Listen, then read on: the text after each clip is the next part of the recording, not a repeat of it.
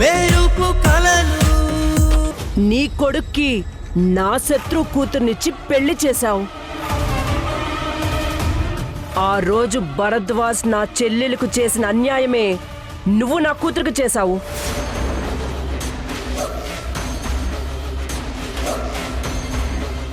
నా చెల్లెలు ప్రేమని చంపుకోలేక తను చనిపోయింది. కానీ నా కూతురు విషయంలో అలా జరగదు. ఎప్పటికైనా నీ కొడుకే నా అల్లుడు.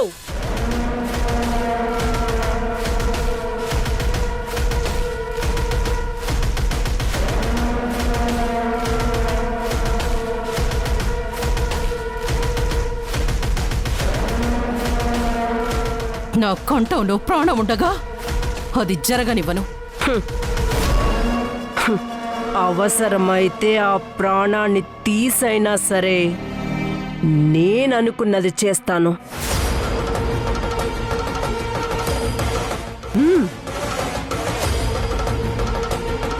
ఒకవేళ నేననుకున్నది జరగకపోతే నీ కుటుంబాన్ని మొత్తాన్ని నాశనం చేస్తాను.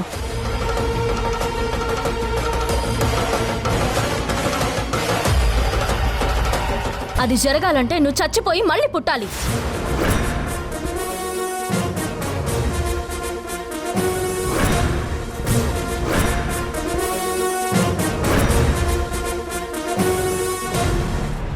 ఏయ్ ఏయ్ ఏయ్ ఏయ్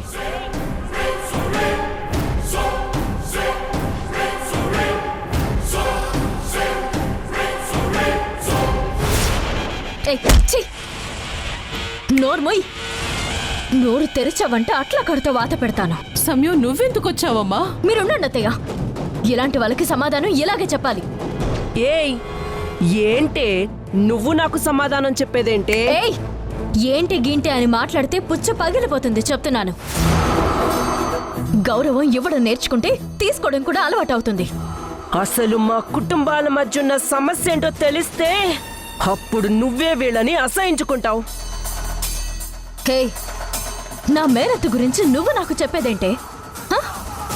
తన గురించి నేను తెలుసుకోవాల్సిందేమీ లేదు, కానీ నా గురించి నువ్వు చాలా తెలుసుకోవాలి. నేను తలుచుకుంటే నిన్ను ఏం చేస్తావు? ఏమీ చేయలేవు. ప్రతి మనిషిలో, ప్రతి ఇంట్లో, ప్రతి ఊరిలో ఏవో సమస్యలుంటాయి. వాటిని పట్టుకుని పగ తీర్చుకోవాలని తిరిగితే చివరికి పగ తీరక, ఎవరి దగ్గర ప్రేమ దొరక్క, చివరికి దిక్కులేని చావు చేస్తావు. ఇదంతా అవసరమా చెప్పు నీకు? నా గురించి తెలియక పిల్లి ముందు ఎలకలా ఎగురుతున్నావు. ఏయ్, నువ్వు పిల్లి కావచ్చు, పులి కావచ్చు, ఏ జంతువైనా కావచ్చు. బట్ మేము మనుషులం. సాధు జంతువైతే చేరదీస్తాం, లేదంటే తాట తీస్తాం. జాగ్రత్త.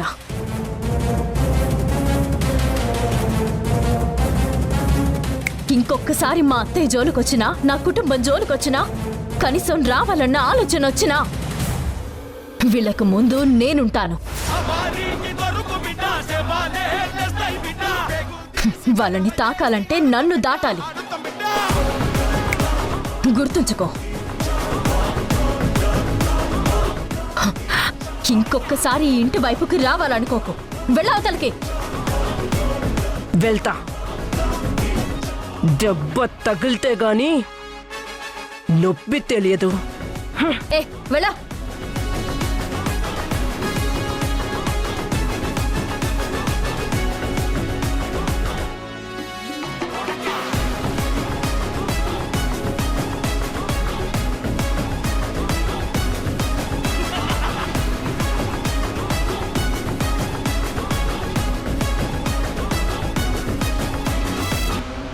మెరుపు కలలు, మెరుపు కలలు. సార్ సార్, నా భార్య నాతో పంపించమని చెప్పండి సార్. నా భార్య నాతో లేకపోతే నేను బతకలేను సార్.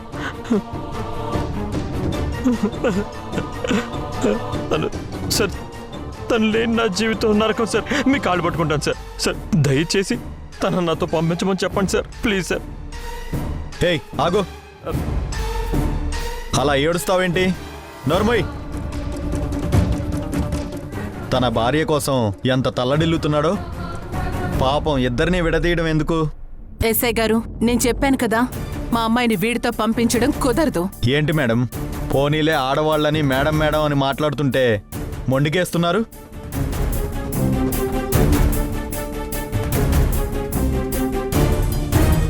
రేపు కిడ్నాప్ కేసు పెట్టి మిమ్మల్ని కూడా తీసుకెళ్లి లాకప్లో పెట్టాల్సి ఉంటుంది. మీ వార్నింగ్లకి నేను భయపడేదాన్ని కాదు ఎస్ఐ గారు. మీరేం చేసుకుంటారో చేసుకోండి. ఇప్పుడు మీతో పాటు వచ్చి నా కూతురితో వీడి మీద protection of women from domestic violence act 2005 act ప్రకారం కంప్లైంట్ ఇప్పిస్తాను. Physically, emotionally, verbal and economic అబ్యూస్మెంట్ కింద మీరే కేసు బుక్ చేయాల్సి ఉంటుంది. ఐపీసీ సెక్షన్ 498A కింద ఎఫ్ఐఆర్ చేస్తే శిక్ష ఎలా ఉంటుందో మీకు తెలియంది కాదు. మీకింకా అర్థమయ్యేలా చెప్పాలంటే గృహహింస చట్టం కింద వీడిని లోపలికి పంపిస్తాను.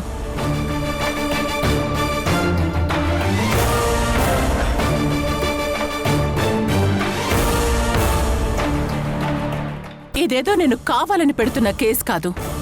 వీడు మా అమ్మాయిని శారీరకంగా, మానసికంగా ఎన్నో రకాలుగా హింస పెట్టాడని మా దగ్గర ప్రూఫ్స్ ఉన్నాయి.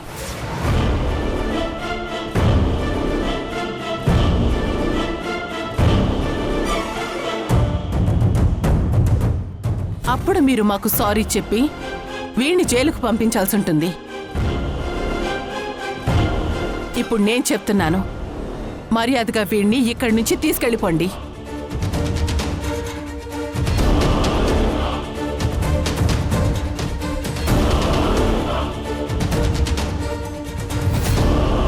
ఇంకొకసారి ఇలాంటి పిచ్చి పిచ్చి వేషాలు వేశావంటే ఏం చేస్తానో నాకే తెలీదు. నేను సంయుక్తంత సాఫ్ట్ కాదు. వెళ్ళావు.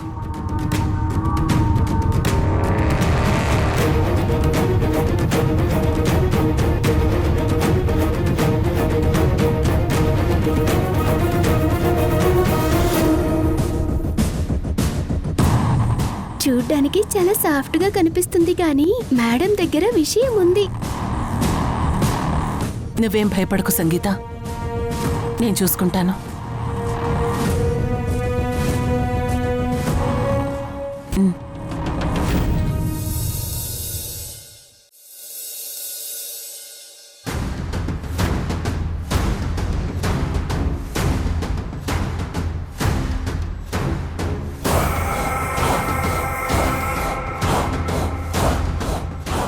ఏయ్, ఏంటి గింటి అని మాట్లాడితే పుచ్చ పగిలిపోతుంది చెప్తున్నాను.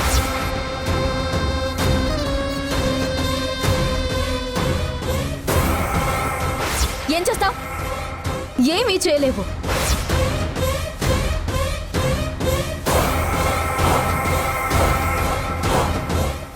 ఇంకొకసారి ఈ ఇంటి వైపుకి రావాలనుకోకు.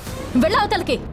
నేను మీ నాన్న చేతుల్లో ఓడిపోయి ఇప్పుడు నీ చేతుల్లో నేను ఓడిపోతే చచ్చిపోయిన నా చెల్లికి బతికున్న నాకు పెద్ద తేడా ఏముండదు.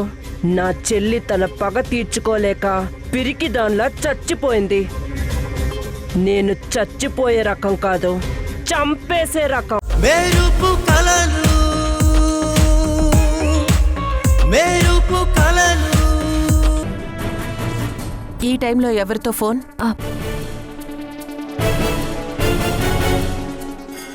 అత్తయ్య గారు వచ్చినట్టున్నారు.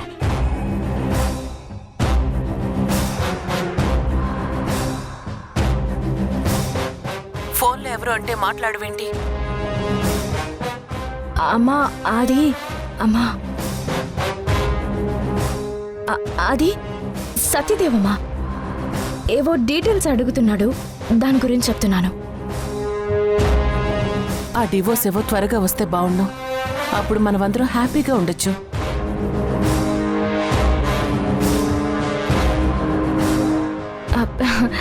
అయిపోతుందని చెప్పాడు కదమ్మా, అయిపోతుంది. సరే, ఇక పడుకోండి. ఇప్పటికే ఆలస్యమైంది. Good night. గుడ్ నైట్ అమ్మా.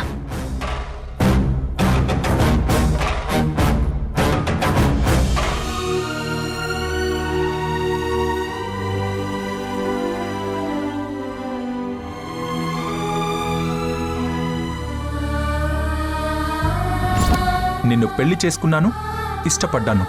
కాబట్టి నీ మనసు లోతుల్లోకి దూకి లోపల దాక్కున్న ప్రేమని బయటికి తీసుకురావాలి కదా. ఈ చిన్ని కథలో ప్రతి పాత్ర ఎదలో గాయమంతా ప్రేమ వలనేగా. ఈనాటి కథలో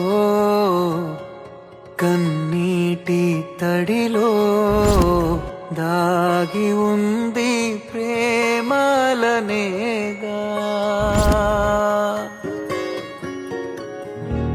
తప్పేమీ లేదు, ఒప్పేమీ లేదు ఈ త్యాగాలలో. వీడింది ప్రేమే, వెంటుంది ప్రేమే ఈ మౌనాలలో. ఒక్క ప్రేమ గెలవాలంటూ ఇంకో ప్రేమ ఓడాలంటూ రాసే విధిరాతే చూడు.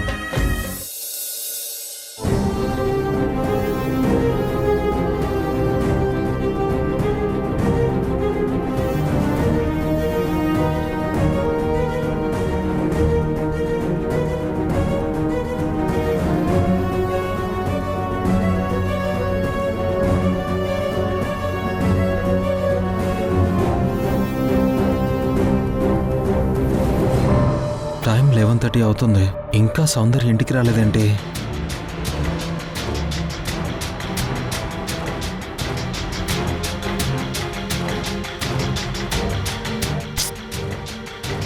ఫోన్ కూడా తీయట్లేదు.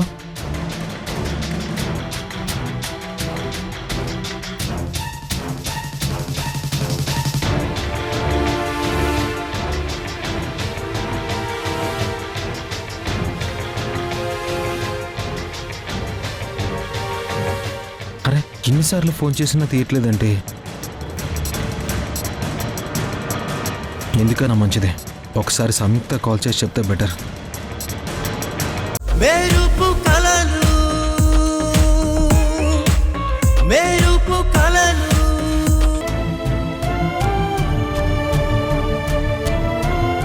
దయగల మా తల్లి పుట్టెడు దుఃఖం గుండెల్లో దాచుకుంది. ముగ్గురు బిడ్డల భవిష్యత్తు కోసం తల్లడిల్లిపోతోంది.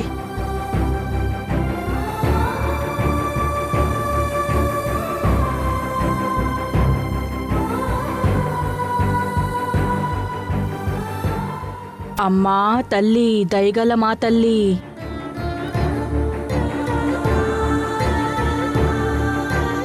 ఈ తల్లిది అయ్యా అంశ.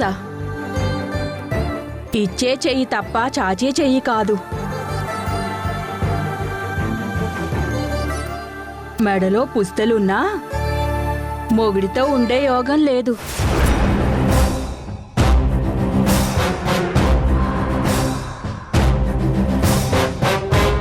ఇక నీ చిన్న బిడ్డ భవిష్యత్తు అగ్గిగుండమే.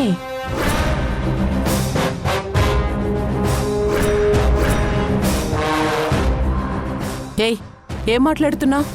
నేను పలకడం కాదే తల్లి, ఆ అమ్మ తల్లే పలుకుతోంది.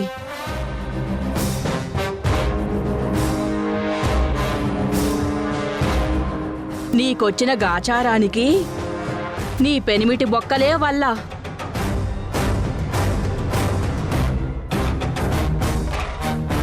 సోది చెబుతానమ్మ సోది. అమ్మా తల్లి,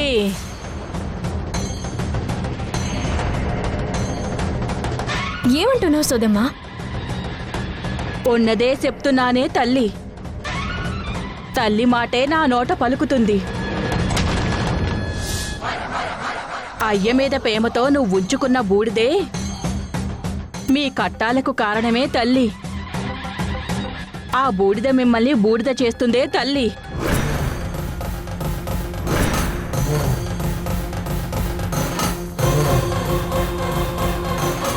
చూడు, నీకు కావాలంటే 10-20 ఇస్తాను కానీ లేనిపోనివన్నీ చెప్పి మమ్మల్ని భయపెట్టాలని చూడుకో. నువ్వు నాకిచ్చేదేంటే తల్లి? నా తల్లి తలుచుకుంటేనే మీకు బతుకులు.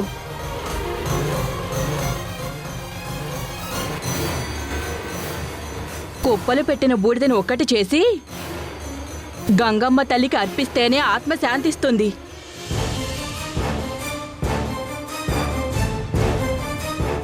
ఆ బూడిదతో ఉన్న బంధాన్ని తెంచుకుంటేనే మీ బతుకులు బావుంటాయి. అమ్మ చెప్పింది ఆలకిస్తే సంబరాలు, చెవిపడిన పెడితే అనర్థాలు. సోది చెబుతానమ్మ సోది, సోది చెబుతానమ్మ సోది. అమ్మా, అదేం నమ్మకం? నీకు తెలుసుగా, వాళ్ళు ఏదో ఒకటి చెప్పి డబ్బులు తీసుకుని వెళ్తారు. ఇదిగో అమ్మాయి,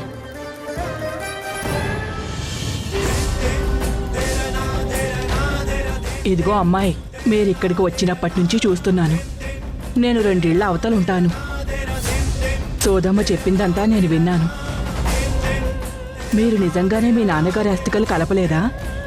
లేదమ్మా, మా నాన్నగారికి కొన్ని ఆశలు ఆశయాలు ఉన్నాయి. వాటిని నెరవేర్చే వరకు అస్థికల్ని కలపొద్దని అనుకున్నాం. చాలా పెద్ద పొరపాటు చేశారమ్మా. చనిపోయిన మనిషి 11 రోజుల వరకు మన చుట్టూ ఉంటూ ఆ జీవి నరకం అనుభవిస్తుంది.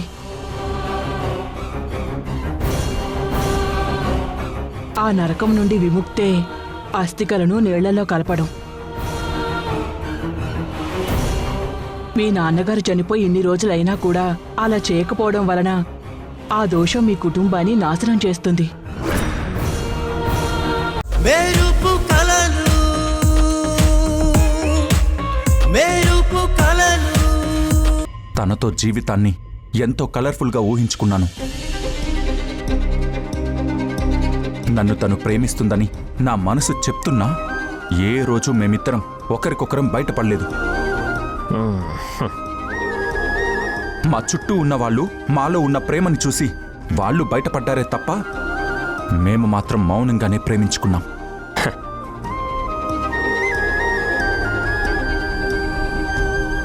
మేము పడిన గొడవల్లోనే మా ప్రేమని చూపించుకున్నాం.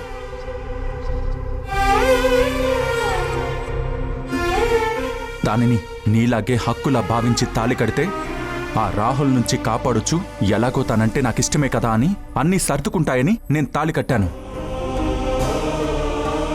కానీ తర్వాతే నాకు అర్థమైంది, ప్రేమ బాధ్యతగా మారాలే కాని హక్కుగా మారకూడదు అని. తన తల్లి మాట కోసం, తన తల్లి ప్రేమ కోసం నన్ను దూరం పెడుతుంది. కుటుంబ బాధ్యత తీసుకుంటుంది, మా అమ్మని బాగా చూసుకుంటుంది, మా ఇంటి కోడలుగా ఎన్ని చేయాలో అన్నీ తనే పక్క నుండి చేస్తుంది. తను కేవలం నన్ను అడుగుతుందేంటంటే ఒకే ఒక్క మాట, నన్ను అడిగి నా అనుమతితో తాళి కట్టొచ్చు కదా అని. దీనివల్ల నీకేమర్థం అవుతుంది? ఏమర్థమైంది? ఏమీ అర్థం కాలేదు. నా మనసుని అర్థం చేసుకుంది, కానీ కుటుంబ బాధ్యతలు నా మీద ఉన్న ప్రేమని డామినేట్ చేస్తున్నాయి.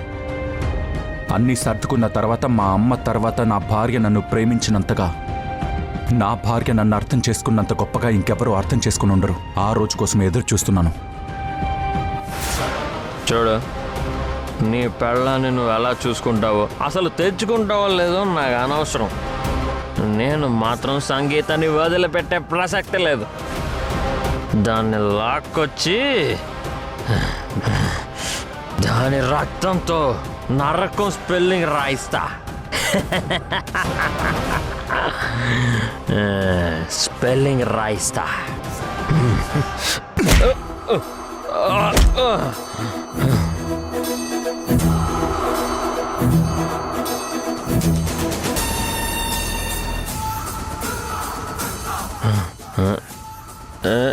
నువ్వా?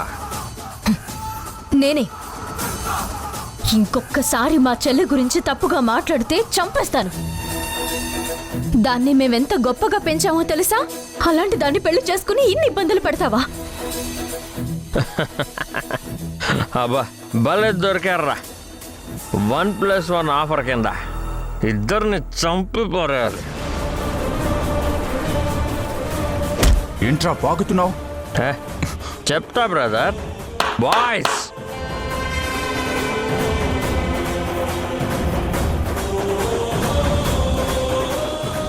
రండి.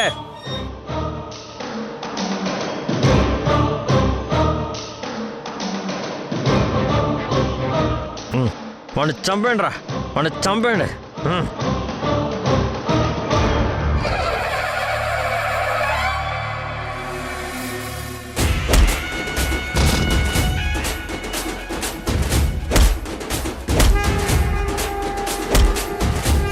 రే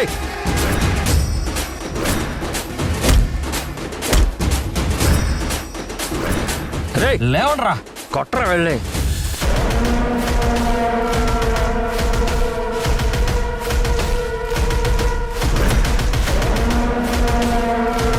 నువ్వెందుకు వచ్చావు ఇక్కడికి? ఏయ్ తప్పుకో.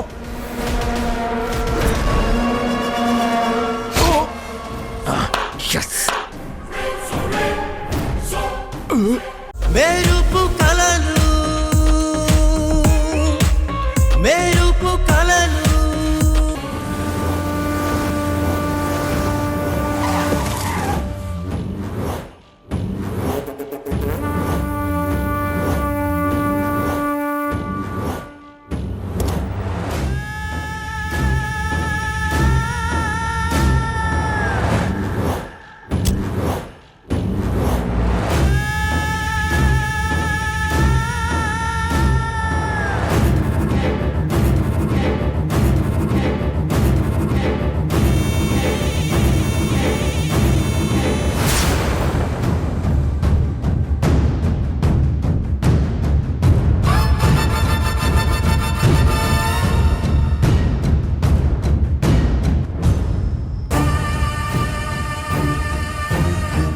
Rahul please, Rahul please.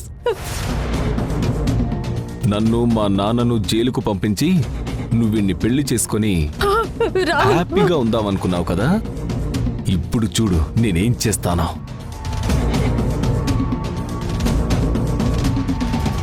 వద్దు రాహుల్, రాహుల్ ప్లీజ్. ఆయనకి కత్తిపోటు దిగింది, రక్తం చాలా పోతుంది. నేను వెంటనే హాస్పిటల్కి తీసుకెళ్ళాలి. ప్లీజ్ దయచేసి గొడవ చేయకు. నేనేమి గొడవ చేయను. అలానే మిమ్మల్ని ఇక్కడి నుంచి హాస్పిటల్కి వెళ్ళనివ్వను. కాసేపు ఆగితే వీడే చచ్చిపోతాడు.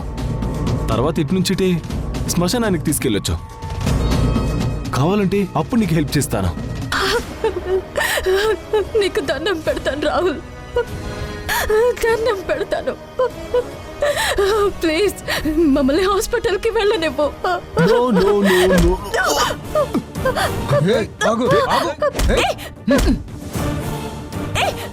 వదలండి, వదలండి. రాహుల్, రాహుల్ ప్లీజ్.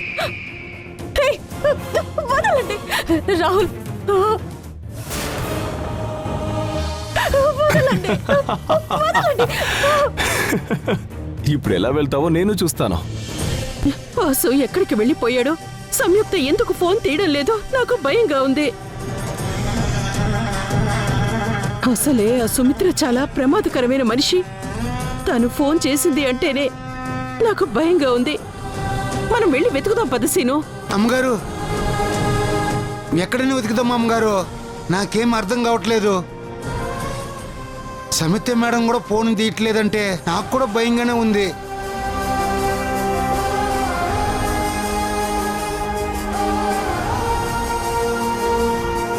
ఎవరికి ఫోన్? సంగీత మేడం గారికి ఫోన్ చేస్తున్నాను అమ్మగారు. సమిత్య మేడం ఇంట్లో ఉంటే విషయం చెప్పొచ్చు కదా.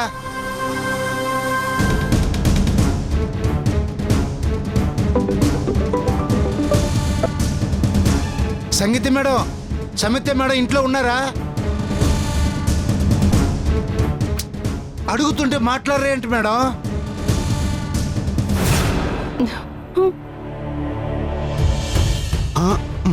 అయ్యో మేడం, నన్ను క్షమించండి మేడం. అక్కగారు ఉంటే కొంచెం మెసేజ్ చేయండి మేడం.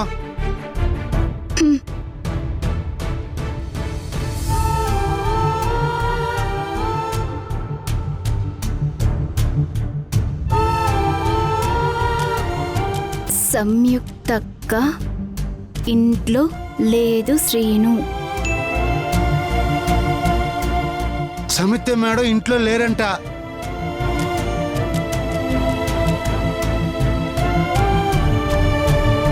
ఏం జరిగింది? నువ్వెందుకు అంత టెన్షన్ పడుతున్నావు శ్రీను? సంగీత మేడం ఏమైందని అడుగుతున్నారు. ఏం లేదమ్మా, ఊరికేనే చిన్న పని ఉందని అడిగాను. మేడం గారు వస్తే అర్జెంటుగా ఫోన్ చేయించండి.